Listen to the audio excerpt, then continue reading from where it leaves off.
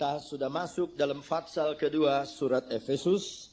Kita akan melihat lemari yang lain, berkat yang lain, keindahan yang lain dari firman Allah. Fatsal 1 saudara sudah belajar untuk beberapa minggu, mungkin sudah 2 bulan lebih. Dan kita belajar Efesus fatsal 2. Saya akan baca ayat 1 sampai ayat 10. Kamu dahulu sudah mati karena pelanggaran-pelanggaran dan dosa-dosamu. Kamu hidup di dalamnya karena kamu mengikuti jalan dunia ini. Karena kamu mentaati penguasa kerajaan angkasa, yaitu roh yang sekarang sedang bekerja di antara orang-orang durhaka.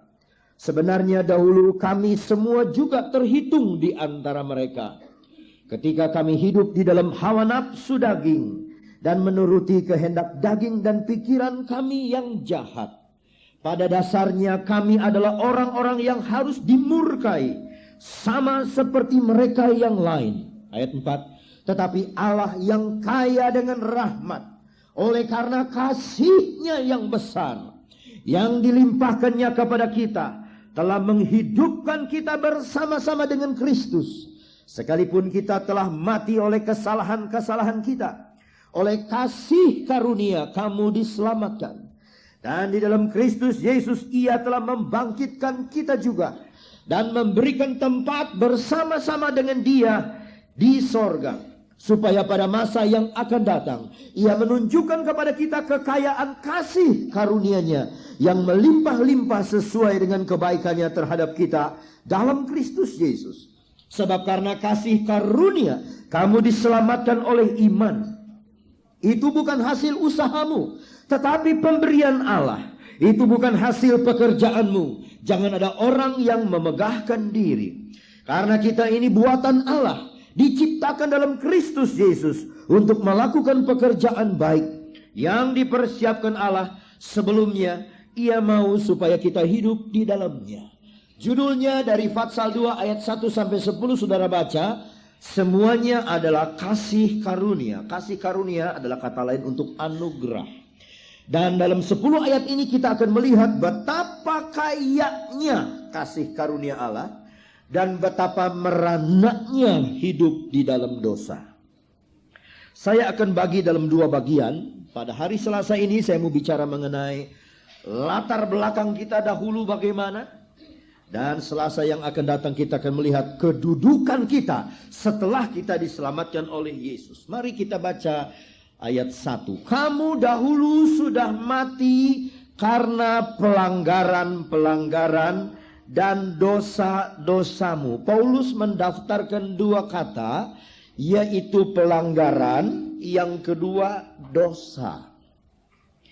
Pelanggaran di dalam bahasa Greka dipakai kata paraptoma. P-A-R-A-P-T-O-M-A. Paraptoma. Yang artinya berjalan dengan miring, tidak dengan lurus. Yang artinya tergelincir. Yang artinya saudara-saudaraku terpeleset. Itu arti paraptoma. Begitu kita punya jalan hidup tidak tegak, kita mulai miring, maka di hadapan Allah itu adalah pelanggaran. Begitu kita terpeleset, kita jatuh, maka itu adalah pelanggaran, paraptoma. Dan yang kedua disebut dosa. Dosa dipakai kata harmartia. H-A-R-M-A-R-T-I-A. Harmartia. Dan artinya harmartia adalah meleset. Ya, tidak kena sasaran. Meleset itu artinya dari harmartia. Jadi dahulu katanya kamu sudah mati karena pelanggaran, karena paraptoma dan dosa-dosamu, harmartia. Tidak kena sasaran. Kita masih hidup, bernafas. Orang lain berkata kita hidup, tetapi di hadapan Allah, pada waktu kita di dalam pelanggaran, pada waktu kita di dalam dosa, kita dianggap mati. Walaupun kita bernafas. Walaupun kita masih makan minum, tidur, dan bekerja. Tetapi secara rohani, waktu kita melanggar, waktu kita, saudaraku, berbuat dosa, kita mati di hadapan Dia. Ini firman Allah katakan. Mati di hadapan Dia. Walaupun kita belum mati secara tubuh, secara rohani kita sudah mati. Saya kasih ilustrasi. Pada waktu Adam dan Hawa di hadapan Allah, Allah berkata, Adam dan Hawa, kamu makan semua buah ini boleh. Tapi kalau kamu makan buah yang dilarang itu, jangan kamu makan. Tapi kalau kamu makan, pada hari kamu makan, kamu akan mati. Pada waktu Adam dan Hawa makan buah itu, secara tubuh dia tidak mati. Tetapi secara rohani dia mati, artinya terpisah daripada Allah. Coba kita baca dulu, saudara kasih tanda itu Efesus. Nanti kita kembali dengan lekas ke sana. Kita lihat dulu kitab Kejadian. Kitab Kejadian patsalnya yang ketiga, ayat yang ketiga. Tetapi tentang buah pohon yang ada di tengah-tengah taman, Allah berfirman, jangan kamu makan ataupun raba buah itu, nanti kamu mati.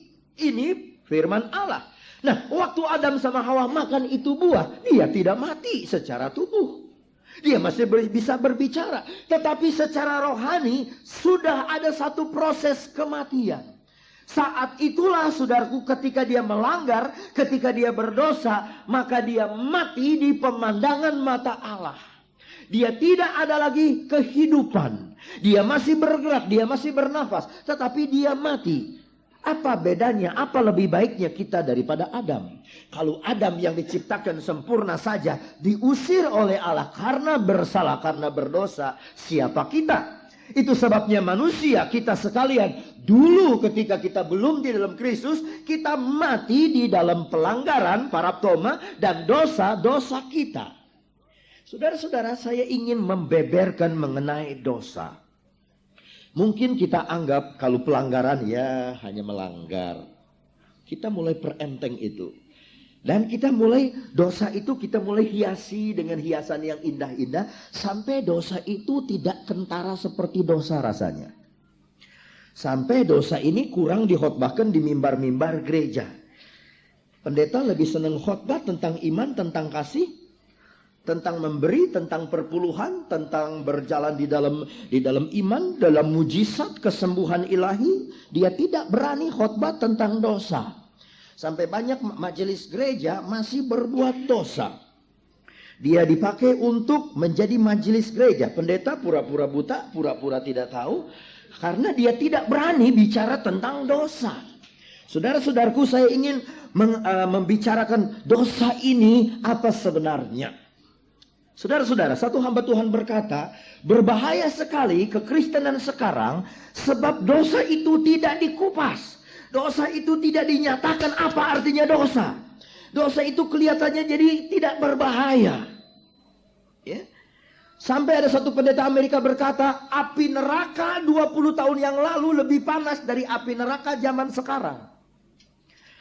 Nampaknya api neraka sekarang ini nggak terlalu panas, anget gitu. Sehingga orang tuh ya nggak mikir, pokoknya gue ambil masuk neraka juga nggak apa-apa dah. Sebab apinya udah rada anget.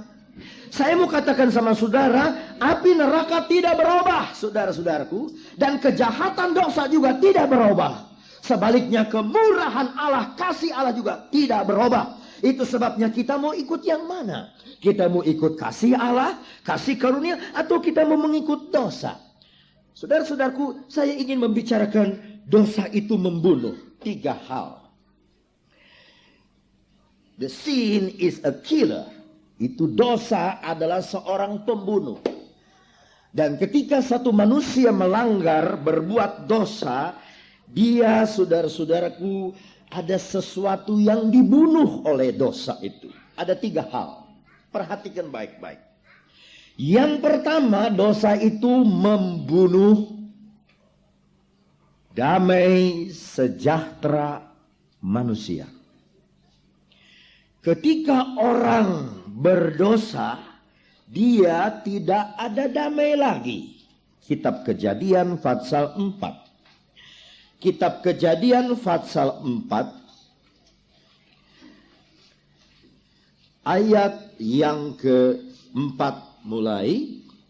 Habel juga mempersembahkan korban persembahan dari anak sulung kambing dombanya, yakni lemak-lemaknya. Maka Tuhan mengindahkan Habel dan korban persembahannya itu. Tetapi Kain dan korban persembahannya tidak diindahkannya. Lalu hati Kain menjadi sangat panas dan mukanya muram. Tidak ada lagi sejahtera. Firman Tuhan kepada Kain, mengapa hatimu panas dan mukamu muram? Apakah mukamu tidak akan berseri jika engkau berbuat baik? Tetapi jika engkau tidak berbuat baik, dosa sudah mengintip di depan pintu. Ia sangat menggoda engkau, tetapi engkau harus berkuasa atasnya. Kata Kain kepada Habel adiknya, marilah kita pergi ke padang. Ketika mereka ada di padang, tiba-tiba Kain memukul Habel adiknya lalu membunuh dia. Firman Tuhan kepada Kain, di mana Habel adikmu itu? Jawabnya, aku tidak tahu. Apakah aku penjaga adikku? Firman-Nya, apakah yang telah kau perbuat? Darah adikmu itu berteriak kepadaku dari tanah. Maka sekarang terkutuklah engkau, terbuang jauh dari tanah yang menganggarkan mulutnya untuk menerima darah adikmu itu dari tanganmu. Sampai di situ saja. Kain itu tunduk, tidak ada sukacita, tidak ada damai, marah-marah, dia dendam, dia dengki, dia iri hati sama adiknya sebab adiknya punya doa didengar sama Tuhan, dia punya doa ditolak. Saya mau kasih tahu sama saudara, inilah dosa. Dia membunuh damai sejahtera kita. Dia membunuh damai sejahtera kita. Dalam Yesaya 59. Dalam Yesaya 59 ayat 1 dan 2. Saudara lihat di sana bahwa dosa memisahkan kita dari Allah. Yesaya 59 ayat 1 dan 2. Sesungguhnya tangan Tuhan tidak kurang panjang untuk menyelamatkan, dan pendengarannya tidak kurang tajam untuk mendengar. Tetapi yang merupakan pemisah antara kamu dan Allahmu ialah segala kejahatanmu, dan yang membuat dia menyembunyikan diri terhadap kamu sehingga ia tidak mendengar ialah segala dosamu.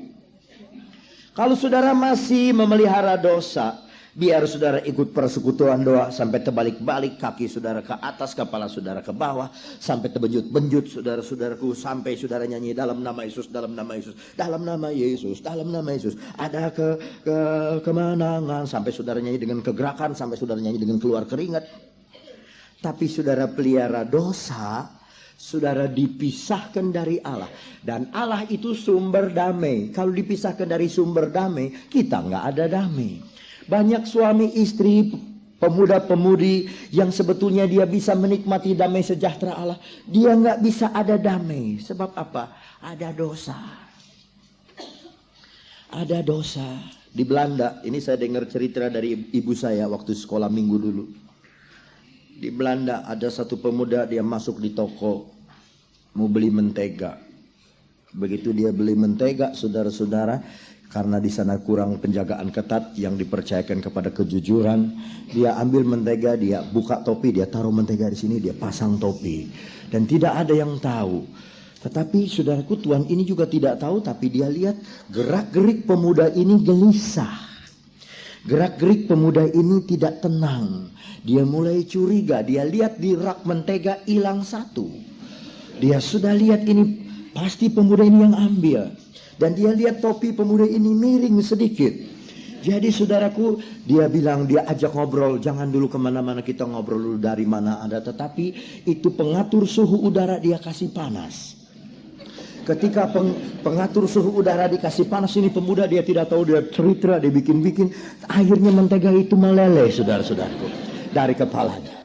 Dia tetap keluar terus. Akhirnya mengaku, saudaraku, dosa itu biar disembunyikan kayak apa, meleleh juga, keluar juga. Daripada digebukin hansip, daripada kita ketahuan, lebih baik ngaku dulu. Saudara-saudaraku, dosa itu disembunyikan. Biar disembunyikan di mana dia bau sih bangke, dia kecium juga. Saudara-saudaraku, buang dosa. Dosa itu, saudaraku, akan membunuh kita punya damai sejahtera. Kita nggak bisa tentram, kita nggak bisa tenang.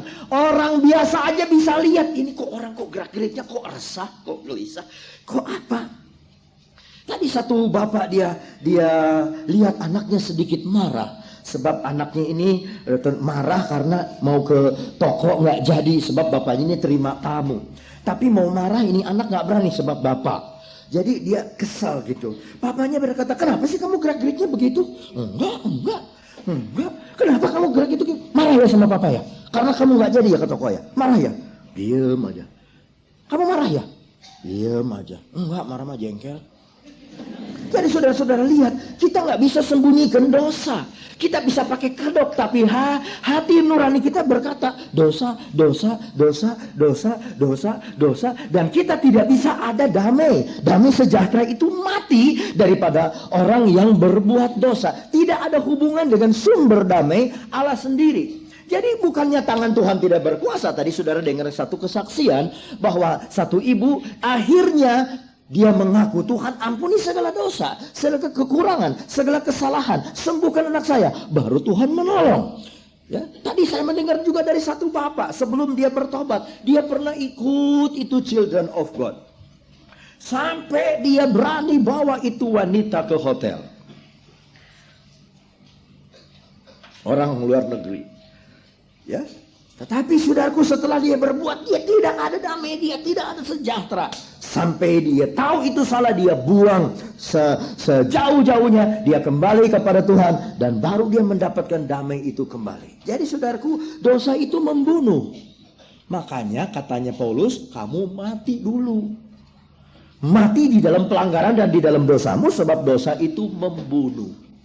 Yang dibunuh adalah damai. Yang kedua, dosa itu bukan hanya membunuh damai, tetapi dia membunuh juga sukacita.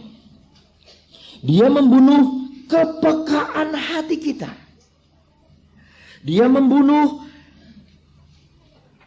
hati nurani kita. Saudara-saudara, kalau mau bicara dosa sekarang dengan dosa pada tahun 20, waduh jauh. Pada tahun 20 kita tidak pernah dengar cerita anak umur 14 tahun dengan pistol menodong dua orang tua suami istri, menembak di kepalanya suami istri yang sudah umur di atas 50 tahun ini. Pada siang hari bolong, dan anak yang sama umur 14 tahun mengambil anak gadis daripada ini yang baru beberapa belas tahun, diperkosa di lantai parkir di tengah hari bolong. Setelah diperkosa, ditembak, maaf bicara, di vaginanya ditembak dengan pistol. Ini kejahatan tahun 80. Tetapi sumbernya sama, dosa. Dosa itu membunuh. Dosa itu membunuh hati nurani.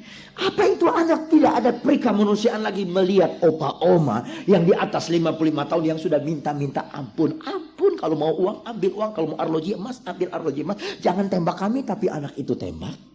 Apa itu anak sudah tidak ada perikemanusiaan lagi pada waktu dia memperkosa anak gadis ini dan menembak membunuhnya. Sebab ketika dia diinterogasi oleh polisi, dia nangis. Memang masih anak 14 tahun.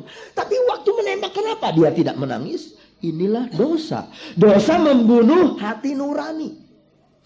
Kenapa suami kalau sudah nekat, kalau dia udah nyeleweng, istrinya tanya, bukan protes, tanya, kemana aja sih pap? Udah 7 hari 7 malam papa, papi ini lembur terus. Lembur di mana sih? Di lembur kuring.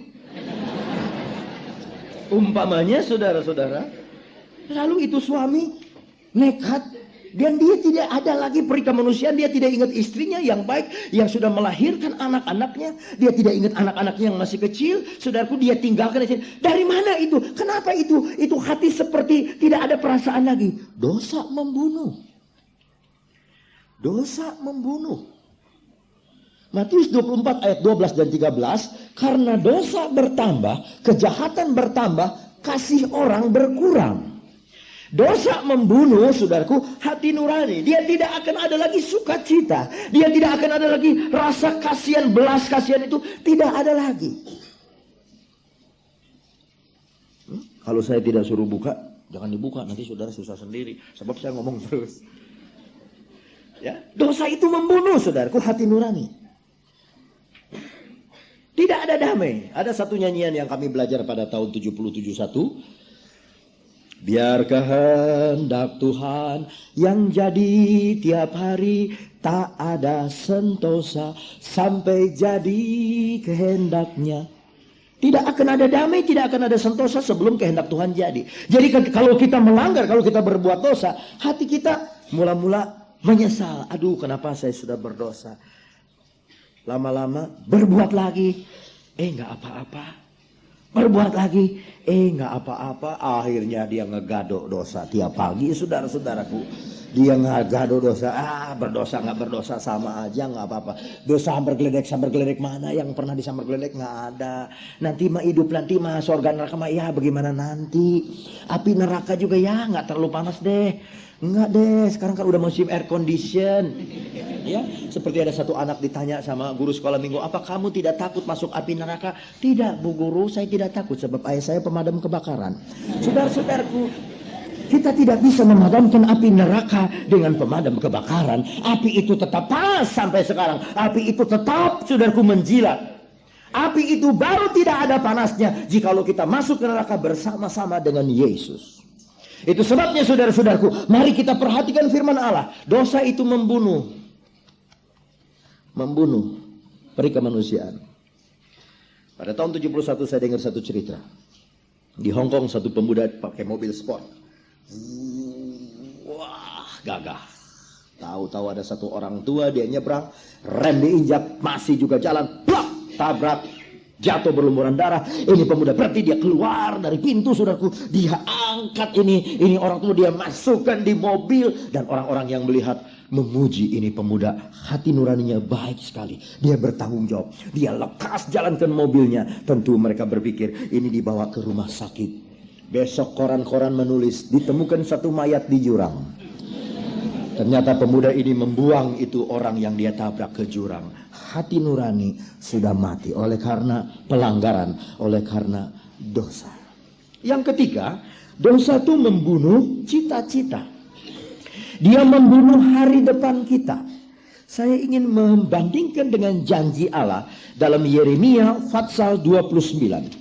Yeremia pasal 29, saudara-saudaraku, ayatnya yang ke-11. Ini janji Allah bagi umat Allah yang mau ikut Tuhan dengan setia. Yeremia 29 ayat yang ke-11. Yeremia itu setelah Yesaya tadi, itu Yeremia. Yeremia 29 ayat 11. Saya bacakan untuk saudara. Sebab aku ini mengetahui rancangan-rancangan apa yang ada padaku mengenai kamu. Demikianlah firman Tuhan, yaitu rancangan damai sejahtera dan bukan rancangan kecelakaan, untuk memberikan kepadamu hari depan yang penuh harapan. Bisa bilang amin, saudara? Allah di dalam Yesus Kristus mau memberikan kepada kita rancangan atau rencana hari depan yang penuh harapan. Kalau saudara pegang saja ayat ini satu, pegang dengan iman, saudara sudah nggak usah takut lagi devaluasi, saudara nggak usah takut lagi resesi. Sebab Yesus, Allah berjanji melalui Yesus Kristus bahwa kita akan mempunyai hari depan yang penuh harapan. Tetapi dosa membunuh hari depan. Dosa membunuh hari depan. Saya kalau bicara hari depan selalu ingat kaum muda. Pada tahun 78, 79, saya di Australia, di Sydney. Saya melihat satu pemuda. Usia tidak lebih dari 17 tahun, lebih kurang 16 tahun. Dia jalan menyeberang jalan dengan tongkat, saudara. Matanya hampa, mulutnya terbuka, matanya kosong. Dan dia jalan, tidak ada yang bantu. Seperti orang yang cacat, seperti orang yang lumpuh. Saya bilang sama supir taksi dan pendeta setempat di sana, kasihan dia. Itu anak muda lumpuh. Supir taksi berkata, bukan lumpuh Tuan. Dia ketagihan morfin. Disuntik terus morfin, dia mati. Berhenti morfin, dia mati. Tidak ada hari depan. 16 tahun. Disuntik terus, kalau dia mau terus mati dia. Berhenti, dia juga mati. Sebab badannya sudah edik, sudah ingin terus itu morfin. Tidak ada hari depan. Kami lewat satu jalan dan kira-kira ada 2-3 gadis umur 15 tahun. Maaf bicara. Dia angkat roknya. Buy me. Aduh saya nangis, buy me katanya. Buy me. Saya bilang kenapa itu anak gadis? Aduh umur 15 tahun sudah jual diri begitu. Untuk beli morfin. Untuk beli morfin. Uang yang dia dapat untuk beli morfin. Mereka berani todong toko untuk beli morfin. Tidak ada hari depan. Tidak ada hari depan. Coba saudara sekali-sekali lihat. Itu bagaimana anak-anak yang ketagihan morfin di satu tempat di Jakarta sini. Begitu mengerikan saudara-saudaraku. Kasihan mereka. Tetapi kenapa mereka mau? Sebab dosa pertama-tama enak. Dosa itu pertama-tama fly. Dosa itu pertama-tama aduh enak ngomongnya. Wo ai ni ai wo itu dosa. Wo ai ni ai wo. Wo ai ni nipu ya, wo paksa. Wo paksa nipu ya, wo cesa. Ni cesa, wo sangseng. Cesa itu bunuh diri, sangseng itu nganter mati. Saudara-saudara, inilah dosa. Mula-mula wo ai ni ai wo, lama-lama sangseng. Tidak ada hidup, tidak ada pengharapan hidup. Pemuda-pemudi remaja dengar khotbah ini, dengar firman Tuhan ini. Mungkin malam hari ini adalah saudara ada di dalam satu jalan yang terpisah, ada dalam persimpangan jalan. Saudara mau ikut terus itu dosa, itu morfin, itu heroin, itu kebiasaan, itu minum-minuman keras, atau saudara mau ikut jalan Tuhan yang penuh dengan pengharapan. Kalau saudara berdosa, berbuat pelanggaran, maka hari depanmu mati, habis, tidak ada hari depan. Tetapi kalau kita datang kepada Tuhan, Tuhan akan memberikan berkat kepada kita. Nah, kita kembali kepada Efesus. Saudara sudah mengenal, saudara-saudaraku, mengenai hal dosa itu. Dosa ini membunuh. Ayat kedua, dulu kamu hidup di dalamnya. Dulu. Karena kamu mengikuti jalan dunia ini.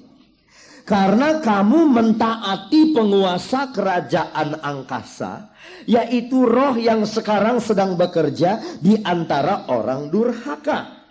Saudara-saudaraku, dunia di sini dalam bahasa Greka dipakai kata kosmos, sistem keduniawian.